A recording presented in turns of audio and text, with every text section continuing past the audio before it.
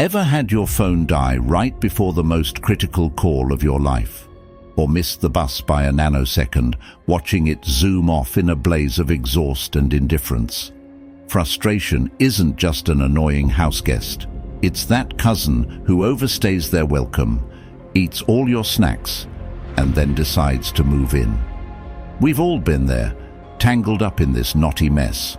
But don't just slap on the "it's fine" band-aid. Let's uproot this nuisance for good. Today, we're diving into 7 unshakable Stoic practices to not just manage, but kick frustration out the door. If you're new here, I have a little challenge for you. Smash that subscribe button and ring the notification bell to upgrade your mental game and become a rock in this ocean of chaos. Now, buckle up. Let's begin. 1. Focus on your circle of control. Man is not worried by real problems so much as by his imagined anxieties about real problems. Epictetus. First up, let's talk about control, or more specifically, the illusion of it. You can't control the traffic that makes you late, or the weather that ruins your picnic. You can control your reaction to it, your emotions, your mindset. This isn't some magical fairy dust sprinkled over your life. It's a mindset shift. Take, for example, the act of missing a bus. You can punch the air and throw a fit, or you could use those few extra minutes to take a deep breath and meditate. Maybe catch up on a podcast or simply enjoy the sky. The bus is gone, and no amount of frustration is going to change that. In today's fast-paced world, there's a rush to achieve more, be more, and do more. We're constantly bombarded with messages that equate our worth with our productivity. But life isn't a never-ending checklist. It's a series of moments, some planned and some unexpected, that together create the tapestry of our experiences. So, the next time you're caught in a spiral of annoyance because something didn't go your way, pause. Ask yourself, is this within my control? If the answer is no, take a deep breath and let go. If yes, then act on it. No point tearing your hair out over a lost bus when you could be finding an alternative way to your destination. Embracing this first Stoic principle can be liberating. It's like finally deleting all those unused apps on your phone. You didn't even realize how much space they were taking up until they were gone. Unload the burden of the uncontrollable, and you'll find more room to enrich your life with what truly matters. Imagine a world where everyone practiced just this one principle. No more road rage, no flared tempers in the grocery store line, no keyboard warriors losing it over a tweet. Now, that's a world worth striving for. So take the first step. Focus on your circle of control. 2. Zoom out for perspective and the view from above. Don't seek for everything to happen as you wish it would, but rather wish that everything happens as it actually will. Then your life will flow well. Epictetus. You know how in movies the camera often zooms out to show a bird's-eye view of everything? It's easy to forget that our personal world isn't the entire universe. Sometimes we need a view from above to ground ourselves, to see that the issues we face are just a speck in the grand scheme of things. Feeling frustrated because your Wi-Fi is down? Imagine looking at that from outer space, where even giant metropolises look like mere dots on a globe. Pretty insignificant, right? This shift in perspective can slice through frustration like a hot knife through butter. Of course, I'm not saying your problems are trivial. What I'm saying is, sometimes magnifying them in our heads is what gives them power over us. We turn molehills into mountains and wonder why we're struggling to climb them. Now, practicing the view from above isn't an escape route from your problems. You can't just ignore a flat tire or a pressing deadline, but you can change the lens through which you see them. Consider their relative importance in the broader scope of life, and suddenly they become more manageable. Why does this work? Because zooming out shrinks your problems, but it enlarges your appreciation of what you have.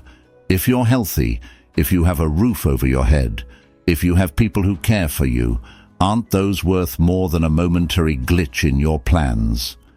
This Stoic practice isn't just about mental gymnastics. It's about realigning with what truly matters. And when you focus on the big picture, the pixels that make it up seem less distorted. So next time life throws a wrench in the gears, take a moment to zoom out. You may find that the obstacle you're facing is not as large as it appeared, freeing you to tackle it head-on rather than being paralyzed by it. 3. Use the power of now. True happiness is to enjoy the present without anxious dependence upon the future. Seneca. We're always racing, aren't we?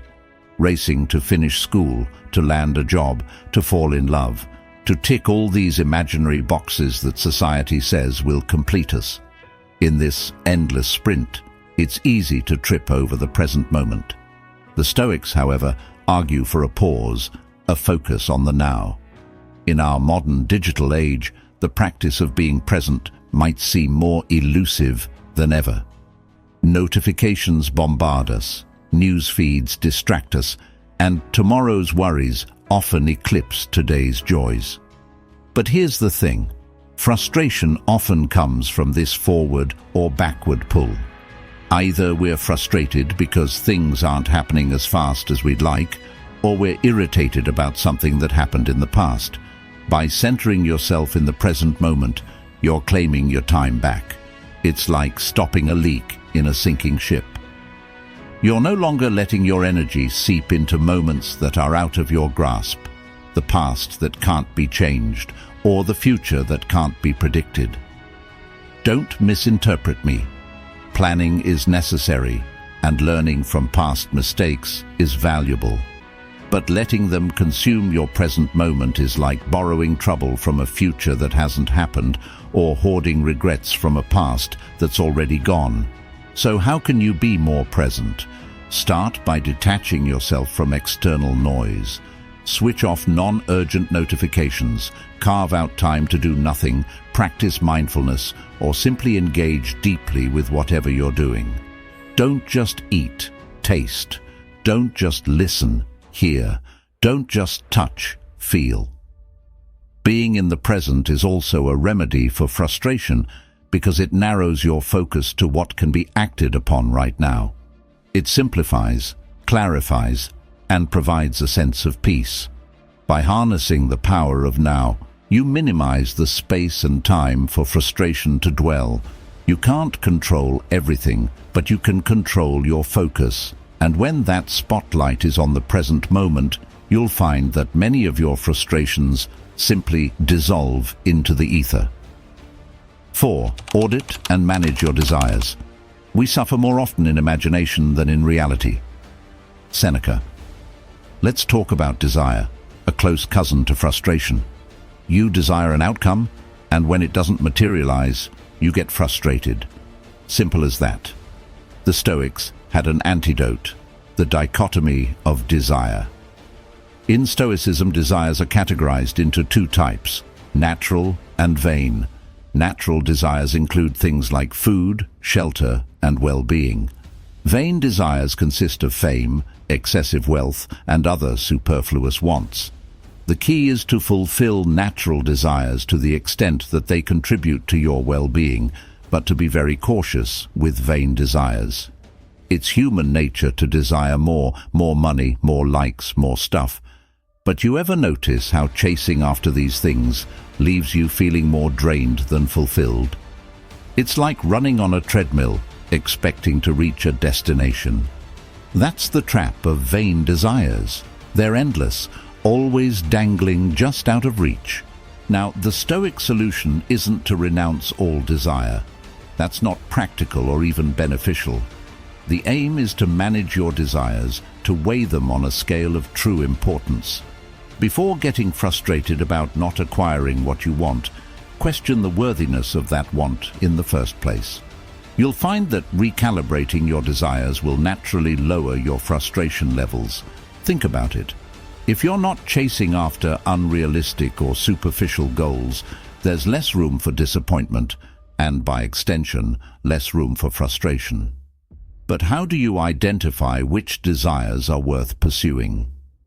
A good rule of thumb is to ask whether fulfilling this desire will genuinely contribute to your well-being and personal growth.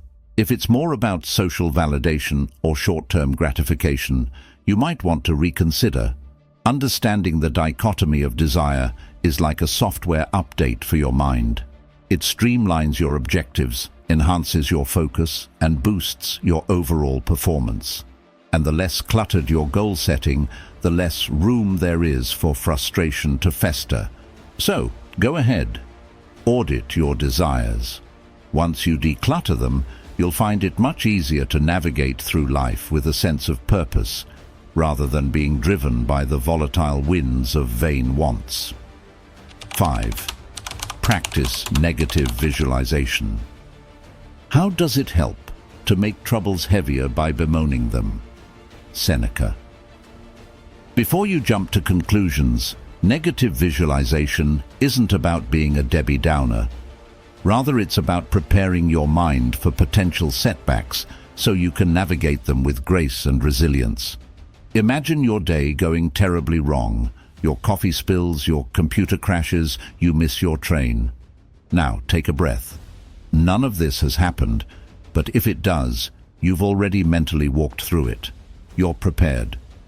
This exercise does two incredible things. First, it bulletproofs you against the initial shock of unfortunate events. So, when the Wi-Fi inevitably crashes 5 minutes before your big presentation, you don't panic. You adapt because you've already been there in your mind. Second, negative visualization magnifies your gratitude for when things are actually going right. You start appreciating the small things, the unspilled coffee, the reliable technology, the punctual train, because you've recognized they're not guaranteed. Your joy in life multiplies because you understand how easily it could swing the other way. But you might be wondering, won't thinking negatively make me anxious or pessimistic? The Stoic answer is a resounding no. The aim isn't to dwell on the negative, but to touch upon it enough that you dilute its power to upset you. Don't use this as an excuse to expect the worst all the time. That's not what this is about. It's about making peace with uncertainty, fortifying yourself against the curveballs life may throw your way. Remember, it's not the situation, but your perception of the situation that causes stress and frustration, and how you perceive setbacks changes when you've already met them in your mind. So, try this the next time you're sipping your morning coffee. Take a few moments to visualize potential setbacks and then let them go. You'll find that when life does throw those curveballs, you'll catch them with the grace of a seasoned player, not the panic of a first-timer. All right, here's a challenge for you. If you've come this far, I bet you can make it to the very end. Trust me, the most transformative part awaits in the conclusion. Do you have the perseverance to see this through? Prove it. Stick with me till the final word, and I guarantee you won't regret it. 6. Amor fati, love your fate. Fate leads the willing and drags along the reluctant. Seneca. If you've been nodding along so far, this next Stoic principle might just resonate deeply with you. Amor fati, or love your fate. It's more than just accepting what happens to you. It's about embracing it, loving it, knowing that every experience is a lesson in disguise. Got fired from your job? Instead of wallowing, consider it an opportunity for a career shift or to learn a new skill. Your relationship ended. Difficult as it is, it might be the universe's way of saying, there's something better out there for you. This doesn't mean you shouldn't feel emotions like sadness or disappointment. Those are natural human responses. The Stoic angle is to feel them, acknowledge them, but then to flip the script. Ask yourself, how can this enrich my life? It's about converting what many consider bad into a new shade of good. Moreover, amor fati is liberating because it releases you from the grudge-holding, blame-placing mindset that can be so draining. There's no room for "why me" when your default setting is "try me." So next time you hit a snag, don't just bear it, embrace it. Love your fate, and your fate will start loving you back. It's not about ignoring life's challenges, but about finding a way to dance in the rain rather than waiting for the storm to pass. 7. Memento mori. Remember your mortality. Let us prepare our minds as if we'd come to the very end of life. Let us postpone nothing. Let us balance life's books each day. Seneca. You might find this one a bit morbid, but stay with me. Memento mori is a phrase that translates to "remember you will die," and its intention is far from dark. It's a vivid reminder to live authentically and passionately, focusing on what truly matters. Why? Because our time is finite. The notion of death brings sharp clarity to life's ambiguities.